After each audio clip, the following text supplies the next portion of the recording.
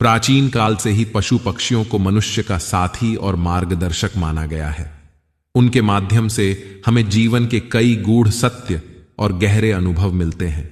ऐसी ही एक कथा है, एक मोर और मनुष्य की, जिसमें मोर अपने जीवन के दुहक और संघर्ष को भगवान श्री कृष्ण के समक्ष प्रकट करता है। यह कथा न केवल मोर के हृदय की पीड़ा को उजागर करती है, बल्कि मनुष्य जीवन के उन अनदेखे पहलुओं पर भी प्रकाश डालती है जिन्हें हम अक्सर अनदेखा कर देते हैं।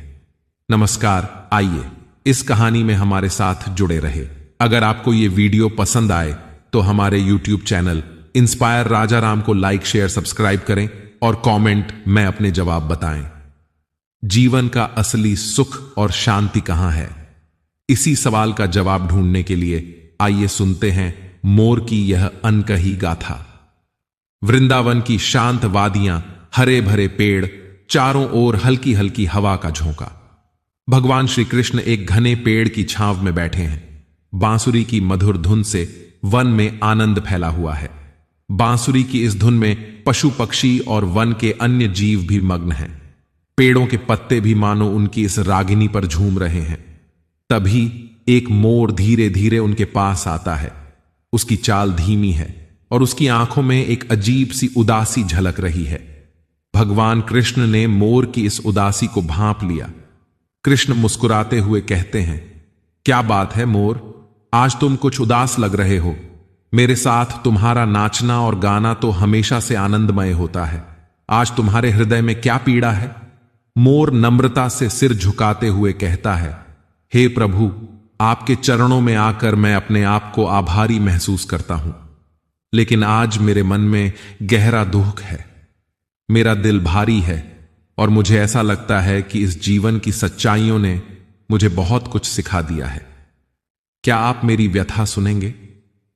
कृष्ण मुस्कान के साथ कहते हैं, तुम्हारे जैसे सुंदर प्राणी को भी किस बात का दुख हो सकता है, परंतु मैं जानता हूं कि हर जीव का दुख उसके अनुभवों और संघर्षों का नतीजा होता है।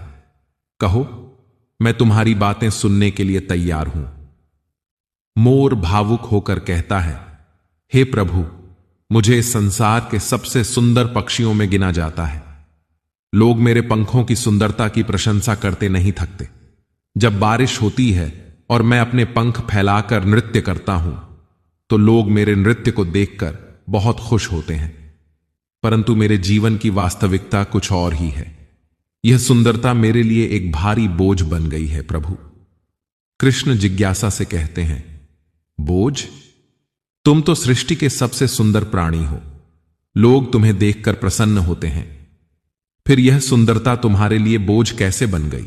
मोर आंखों में उदासी और गहरी सांस लेते हुए कहता है, हे प्रभु, आप ठीक कह रहे हैं, परंतु कोई यह नहीं समझता कि मेरी इस बाहरी सुंदरता के पीछे एक अनकही पीड़ा है। लोग मुझे देखकर मेरे पंखों की रंगत और मेरे नृत्य की सराहना करते हैं, परंतु वे यह नहीं जानते कि जब मैं नृत्य करता हूं तब मेरे हृदय में दुख और अकेलापन होता है। मेरा नृत्य मेरे अंदर छिपी पीड़ा का प्रतीक है। जिस तरह मनुष्य अपने जीवन में बाहर से खुश दिखता है, लेकिन अंदर से वह संघर्षों से जूझ रहा होता है, वैसे ही मेरे जीवन में भी यही द्वंद्व चलता है। कृष्ण ध्यान से सुनते हुए कहते हैं, तुम्हारी बातें गहरी हैं। अक्सर मनुष्य भी बाहरी संपन्नता और खुशहाली दिखाते हैं, पर उनके भीतर एक गहरी उदासी होती है। पर तुम यह क्यों महसूस करते हो कि तुम्हारा नृत्य और सुंदरता दुख का प्रतीक है? मोर दुखी स्वर में कहते हैं, हे प्रभु, यह सुंदरता जो मुझे मिली है, इसे लोग केवल देखने और प्रशंसा करने के लिए उपयोग करते हैं। लोग मुझे नाचता देख प्रसन्न होते हैं, परंतु वे मेरे भीतर के अकेलेपन और दुख को नहीं समझ पाते।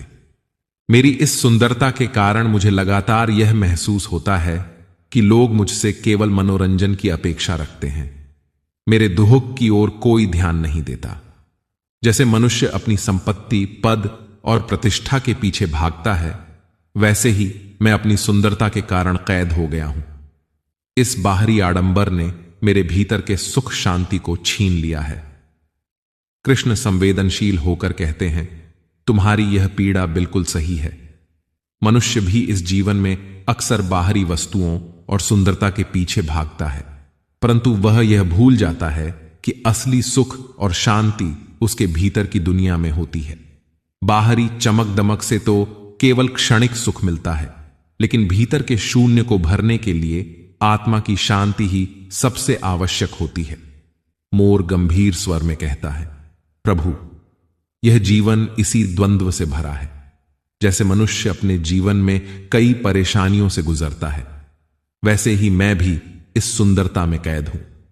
मुझे यह जानने में बहुत समय लगा कि जीवन का सच्चा आनंद बाहरी सुंदरता या उपलब्धियों में नहीं, बल्कि अपने मन की शांति और आत्मा के सुकून में है।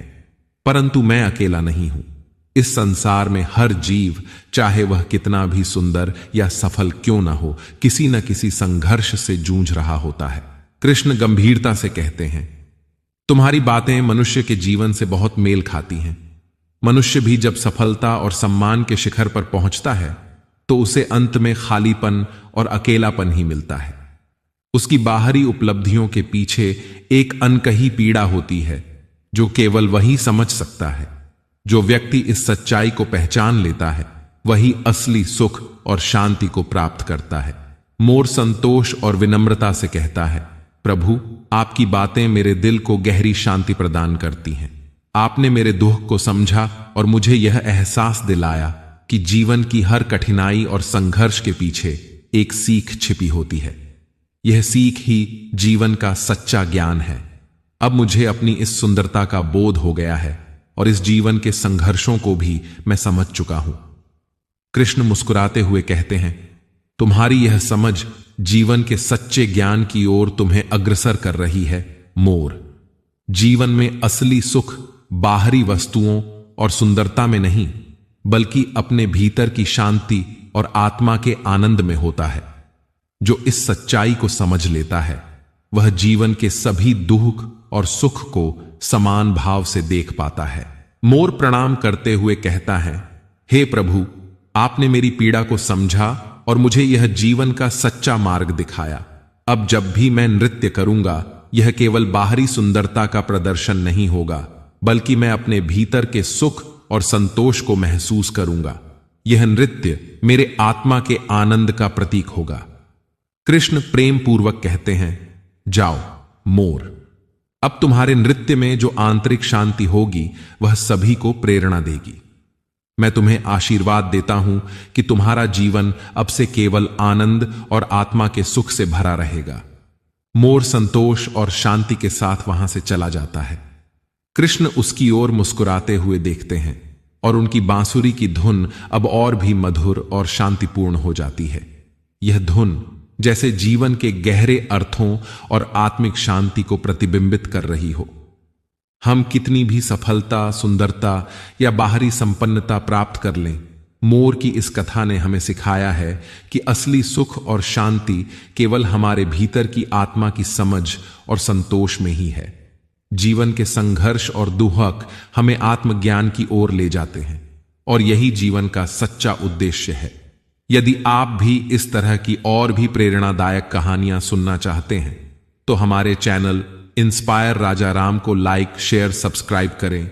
यहां हम नियमित रूप से ऐसी कहानियां और जीवन के महत्वपूर्ण सबक पेश करते हैं जो आपके जीवन को सकारात्मक दिशा में बदल सकती है। कहानी कैसी लगी कमेंट में अपनी राय जरूर बताएं। मिलते हैं अगली वीडियो में। धन्यवाद।